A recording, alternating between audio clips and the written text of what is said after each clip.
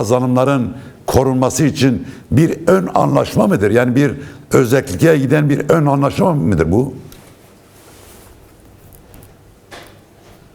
Evet, şimdi bu anlaşmanın yani şöyle anlaşması gerekiyor. Bu anlaşma bir şeyin, yani bir komplonun veya da büyük bir planın önünü kesti. Yani plan öyle değildi. Plan çok büyük bir plandı. E, Yani hem Orta Doğu'yu ilgilendiren hem de bütün Kürt halklarının ve Kürdistan'da yaşayanları hepsini, yani bizim en azından bizim bölgemizde yaşayan bu diğer halkların şeyi hedefliyordu. Ve bu plan yani bu Paris Anlaşması'ndan sonra yürürlüğe geçti ve bunu bazıları yardım etti Şam yönetimine, bazıları da suskun kaldı. Yani üç maymun rolünü oynadı ve böylece bu çoktan yapılmış bir plandı. Yani bu Eşrefi Yaşar Masud'dan başlayan plan hemen bu Paris Anlaşması'ndan sonra yürürlüğe girdiği anda bu anlaşıldı. Yani büyük bir plandır. Onun için biz bunu ne şekilde olursa olsun bunu durdurmak gerekiyor. Yani bu plan çerçevesinde bir Kürt-Arap çatışmasını yaratmak için şey yapılmıştı, planlanmıştı. Onun için bu Derizor'daki aşiretler, Rakka'daki aşiretlerin falan alttan alta hepsini örgütlenmişlerdi. Ve zaten başlangıçta onlardan başladı. Ve orada bulunan güçler, yani KSD güçleri ne yapmayacak? Sivilleri mi öldürecek? O zaman başka bir şey dönüşür, düşmanlığa düşünür. Onun için geri çekildiler. Bu plan da anlaşıldıktan sonra kendi bölgelerimize, yani Rojava sınırlarına geldiler. Tabii bu da durmadı. Artık bunlar da buraya kadar saldırılarına devam ettiler. Ki buradaki KSD güçleri, YPG güçleri, YPC güçleri karşı durdu ve çok sert çatışmalar oldu. Yani hem Kobani'de, belki siz de izlediniz, hem de Haseke'de, başka köylerde, bütün cephede yoğun savaşlar yaşandı ve çok kayıplar verildi. Yani hem onların tarafından hem bizimkinden. Onun için onlar da baktı, böyle bu plan onların söylediği gibi yürümeyecek ve en azından buradaki çabaları kabul ettiler. Yani tabii biliyorsunuz, hem Amerika hem Fransa hem de başka ülkeler, bunlar hepsi arabuluculuk yapıyordu. Kabul ettiler bunu. Yani böylece bu ateşkesin en önemli şeyi buradaki kan akışını durdurmak için sonra bu planın, hani Arap-Kürt çatışmasını önlemek için yapılan bir şeydi, yani bir projeydi. Böylece bu anlaşma bunun önünü kesti. Evet, Birincisi. İkincisi, evet. Şimdi buradaki korunan şeyler, bu anlaşmaya göre bizim buradaki kuruluşlarımız hepsi kalacaktır olduğu gibi. Ama ad değişebilir, böyle şekli şeyler değişebilir. Ama hepsi korunacaktır bu başlangıçta.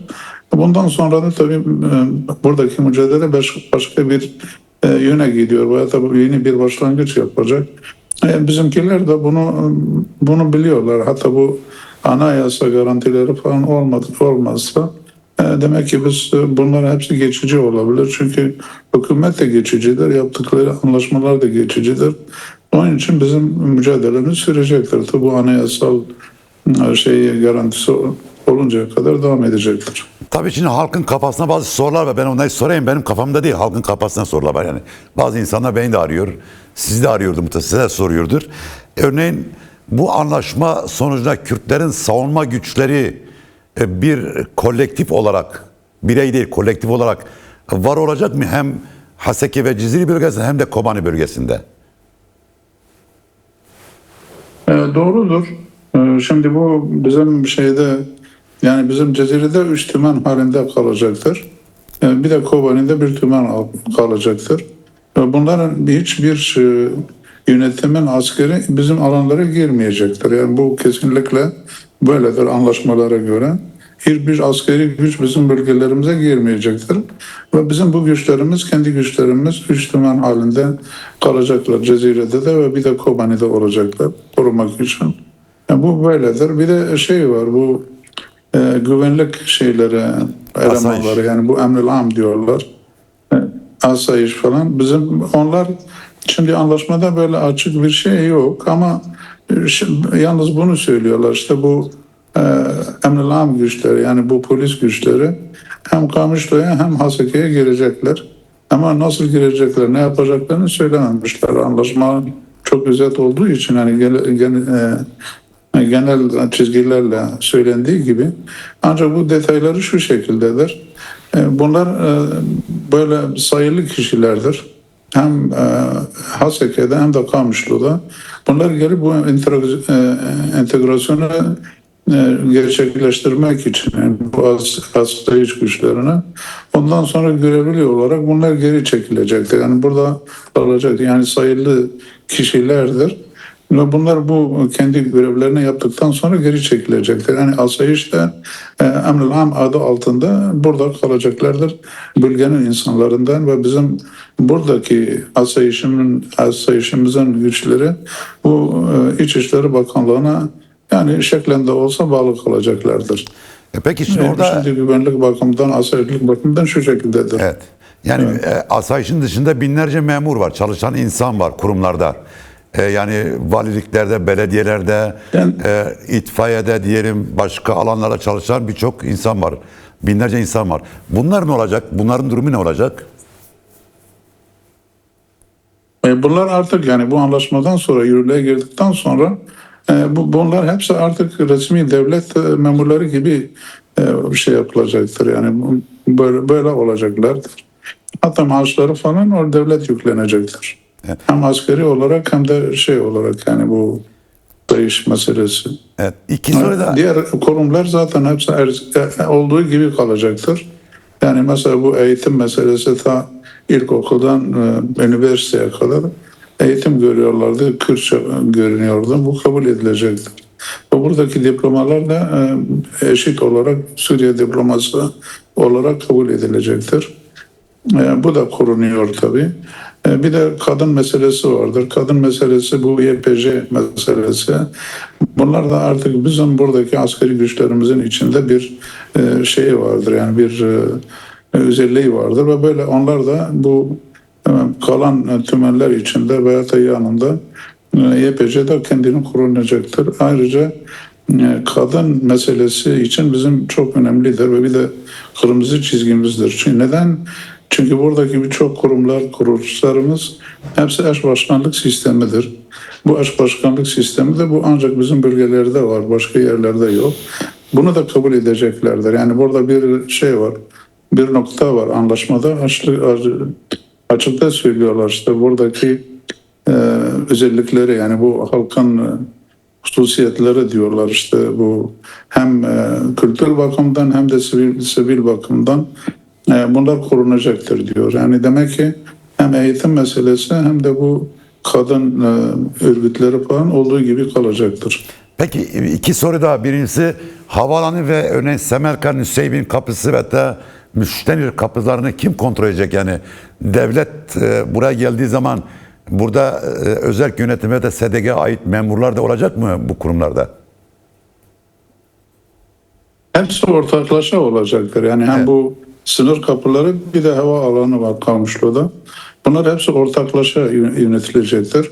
Yani orada belki müdürler falan onlardan olur ama diğer memurlar, orada çalışanlar bizim buradaki halkımızdan olacaktır. Hem sınır kapılarında hem de hava alanında.